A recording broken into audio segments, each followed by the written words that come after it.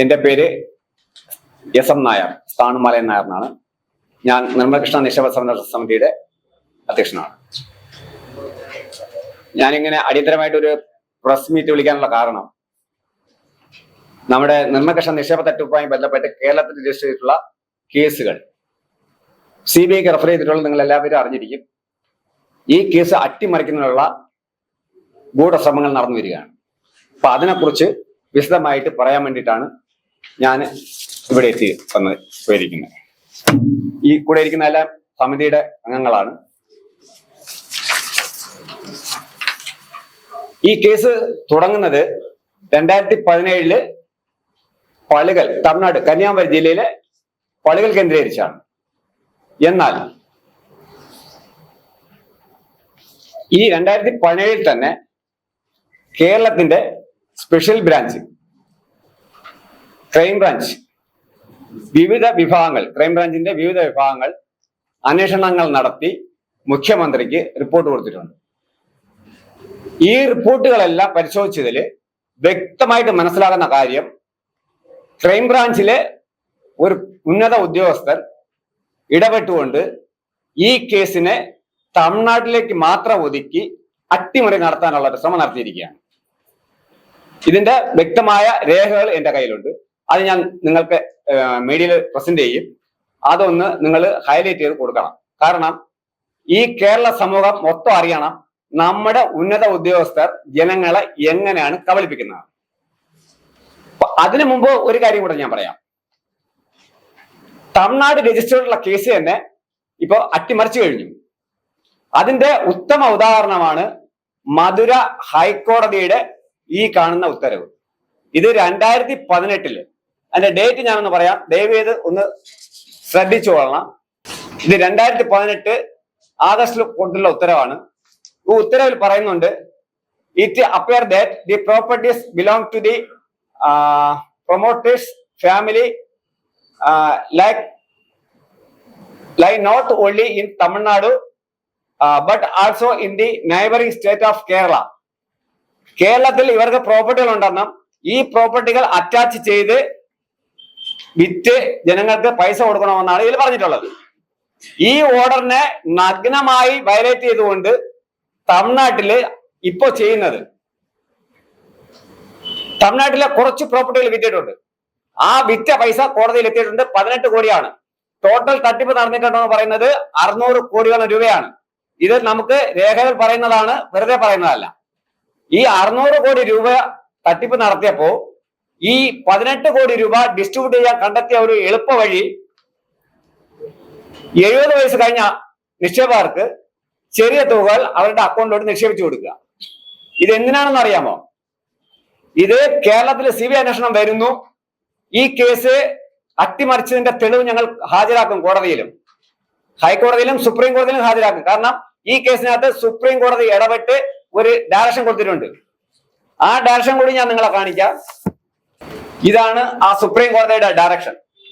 ഈ ഡയറക്ഷനിൽ പറഞ്ഞിട്ടുണ്ട്, തമിഴ്നാട്ടിലെയും കേരളത്തിലെയും വസ്തുക്കൾ പിടിച്ചെടുത്ത് അടിയന്തരമായി അറ്റാച്ച് ചെയ്ത് റിപ്പോർട്ട് സുപ്രീം കോടതിക്ക് കൊടുക്കാൻ പറഞ്ഞിട്ടുണ്ട്.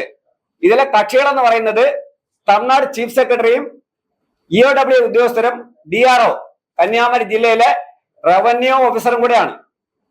ഇവരെല്ലാം കോടതി വയലേഷന് നടപടി നേരിടും. ഞങ്ങൾ സുപ്രീം കോടതിയെ സമീപിക്കും. ഞങ്ങൾ ഇന്നലെ കോടതിയിൽ നമ്മുടെ ലീഗൽ അഡ്വൈസറെ ബന്ധപ്പെട്ട് കഴിഞ്ഞു. ഞങ്ങൾ കോടതി വയലേഷന് സുപ്രീം കോടതിയെ സമീപിക്കാൻ പോവുകയാണ്. ഇത് ബഹുമാനപ്പെട്ട സുപ്രീം കോടതി കൊടുത്ത ഉത്തരവാണ്. ഞങ്ങളെല്ലാം കോടതി വിധികളെ മാനിക്കുന്നവരാണ്. ഇവർ മേൽക്കോടതികളെ ഉത്തരവുകളെ മറച്ചു വെച്ചിട്ട് കേരളത്തില് വ്യാപകമായി വസ്തുക്കൾ വിൽക്കുന്നതിന് ഒത്താശ ചെയ്തു കൊടുത്തത് നമ്മുടെ കേരളത്തിലെയും തമിഴ്നാട്ടിലെയും ഉദ്യോഗസ്ഥരാണ്. അതിന്റെ തെളിവുകളാണ് ഈ പുറത്തു വരുന്നത്. ഇത് സുപ്രീം കോടതി പറഞ്ഞിട്ടുള്ളതാണ്. അപ്പൊ ഇത് രണ്ടും ബഹുമാനപ്പെട്ട സുപ്രീം കോടതിയുടെയും ബഹുമാനപ്പെട്ട മദ്രാസ് ഹൈക്കോടതിയുടെ മധുര ബെഞ്ചിന്റെയും ഉത്തരവുകളാണ് ഇവർ നഗ്നമായി വയലേറ്റ് ചെയ്തിട്ടുള്ളത്. ഇനി അടുത്ത് ഞാൻ വരുന്നത് നമ്മുടെ കേരളത്തിലെ ഉദ്യോഗസ്ഥർ അന്വേഷിച്ച് നൽകിയിട്ടുള്ള റിപ്പോർട്ടുകളിലേക്കാണ്.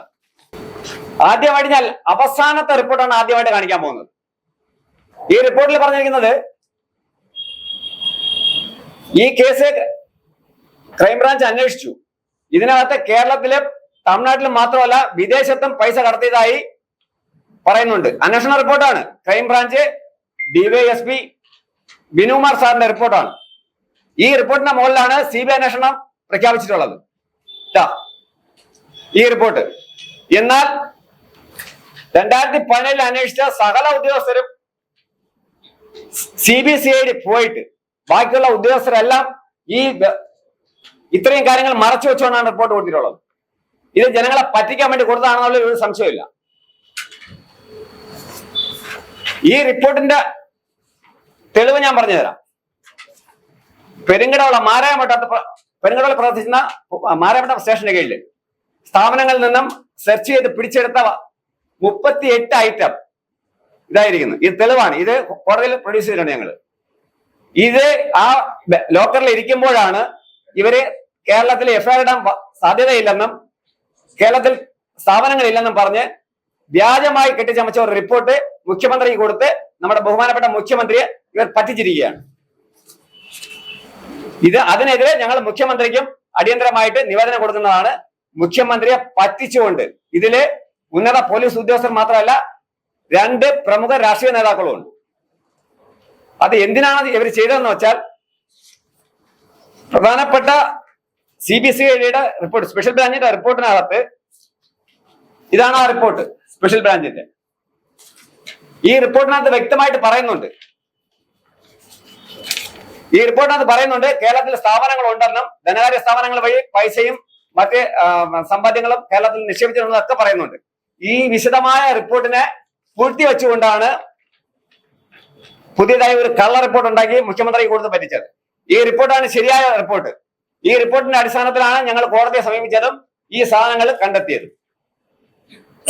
ഇതാണ് ശരിയായ റിപ്പോർട്ട്. ഈ റിപ്പോർട്ടിനെ പൂഴ്ത്തിവെച്ചിട്ട് വ്യാജമായിട്ട് ഒരു റിപ്പോർട്ട് ഉണ്ടാക്കി മുഖ്യമന്ത്രിക്കും മറ്റുള്ളവർക്കും കൊടുത്ത് പറ്റിക്കുകയാണ് ചെയ്തത്. ഇത് നഗ്നമായ മനുഷ്യാവകാശ ലംഘനവും സുപ്രീം കോടതി ഓർഡറുകളുടെ വയലേഷനുമാണ്. ഇനി വിദേശത്തോട്ട് പൈസ കടത്തിയില്ല എന്നാണ് ഇവർ ആദ്യം പറഞ്ഞുകൊണ്ടിരുന്നത്. ഇതാ തെളിവ്. ദുബായിലെ ഒരു കമ്പനിക്ക് 1.5 കോടി രൂപ ഒറ്റ സ്ലോട്ടില് 1.5 കോടി രൂപ പോയിരിക്കുകയാണ്. അതിന്റെ എവിഡൻസ് ഞങ്ങളുടെ കയ്യിരിക്കുകയാണ്. ഞങ്ങളുടെ മീഡിയക്ക് വിടുകയാണ്. ഇതിലെ പ്രതികളെ അടിയന്തരമായിട്ട് അറസ്റ്റ് ചെയ്യണമെന്നാണ് ഞങ്ങൾ ഇപ്പോൾ ആവശ്യപ്പെടുന്നത്. ഈ ഇടപാടിൽ ഇത് വെറും 1.5 കോടി അല്ല, ഇത് 17 കോടിയുടെ ഇടപാടാണ്. 17 കോടി ഇടപാടിൽ 1.5 കോടി രൂപ വിദേശത്ത് പോയിട്ടുണ്ട്. ബാക്കിയുള്ളത് ഇനി എങ്ങനെ പോയെന്നുള്ളത് അവർ അന്വേഷിക്കണം. Okay, thank you for corporation.